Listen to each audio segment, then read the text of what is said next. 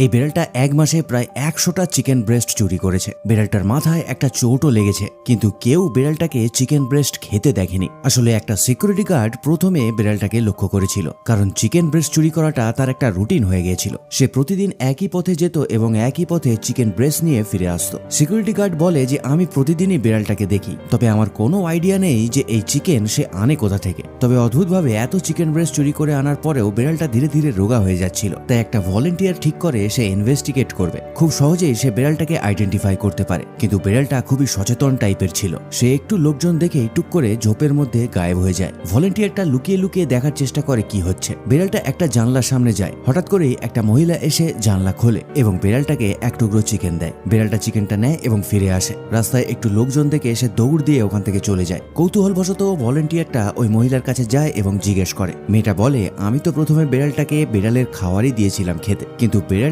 ওই খাবারটা খাওয়ার পরেও আমার জানলার কাছ থেকে সরছিল না। তার চোখে মুখে যেন আমি একটা চঞ্চলতা লক্ষ্য করতে পারছিলাম। সে যেন আরো কিছু চাইছে আমার কাছ থেকে। এই জন্য আমি ফ্রিজ থেকে এক টুকরো চিকেন বিড়ালটাকে দিয়েছিলাম। তবে অদ্ভুতভাবে বিড়ালটা ওই চিকেনটা নিয়েই ওখান থেকে চলে যায়। তারপর থেকে বিড়ালটা প্রতিদিনই আমার এই জানলার কাছে আসতে শুরু করে, আর যতক্ষণ না আমি এক টুকরো চিকেন দিচ্ছি ততক্ষণ একেবারেই সরে না। তবে মাঝখানে 2-3 দিন বিড়ালটা আসছিল না। তারপর যখন আসে তখন আমি দেখি বিড়ালটার মাথায় একটা চোট লেগেছে। মেয়েটা বলে, আমি ওর ক্ষতটা একবার দেখার চেষ্টা করছিলাম, কিন্তু বিড়ালটা ভয় পেয়ে পালিয়ে যায়। তাই উপায় না দেখে আমি বিড়ালের খাবারের মধ্যে ওষুধ মিশিয়ে বিড়ালটাকে খেতে দিই। বিড়ালটা ওই ওষুধ মাখানো খাবারটা খাওয়ায়, কিন্তু আবার সেই জানলার সামনে এসে বসে পড়ে। এই জন্য সেই দিনও আমি এক টুকরো চিকেন ওকে দিয়ে দিয়েছিলাম। তারপর সে ওটাকে নিয়ে চলে যায়। তবে আমার কোনো আইডিয়া নেই যে বিড়ালটা থাকে কোথায়। ভলেন্টিয়ারের একটু সন্দেহ হয়, তাই বিড়ালটাকে সে ফলো করতে করতে তার বাসা পর্যন্ত পৌঁছেই যায়। ওখানে গিয়ে দেখে ছোট ছোট বিড়াল বাচ্চাগুলো তাকে ঘিরে ধরেছে।